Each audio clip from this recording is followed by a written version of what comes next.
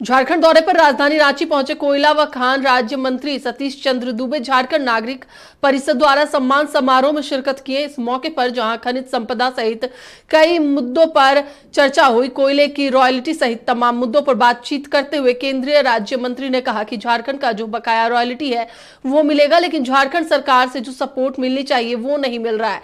केंद्रीय राज्य मंत्री से खास बातचीत की हमारे राजनीतिक संपादक नितेश रंजन ने। महत्वपूर्ण कार्यक्रम है, क्या कहेंगे इस पर? देखिए, आपको पता होना चाहिए कि बिहार झारखंड एक ही है, बस काम के आवश्यकता के हिसाब से प्रदेश की बंटवारा हुई तो सब लोग अपने हैं।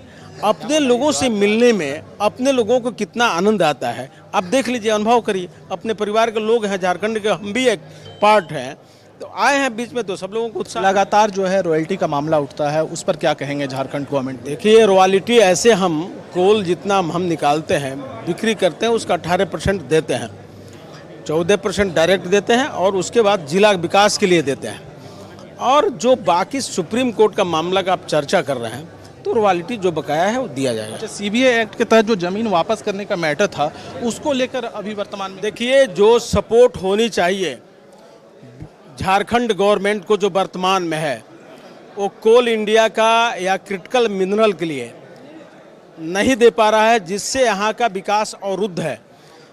भविष्य में आपके माध्यम से झारखंड सरकार से आग्रह करेंगे, जो टिपिकल कानून बनाए हैं ज़मीन अधिग्रहण में, उसमें थोड़ा सा बदलाव करें और सहयोग करें।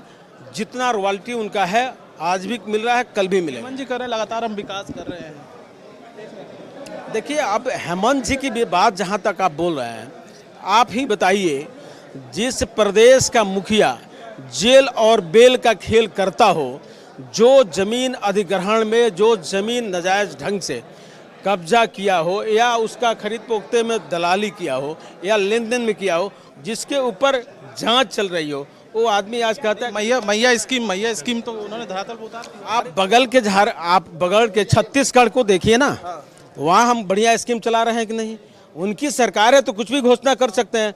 घोषणा ये तो जो घोषणा आज देने के लिए बात बोल रहे हैं, ये तो उनको मैनिफेस्टो में था।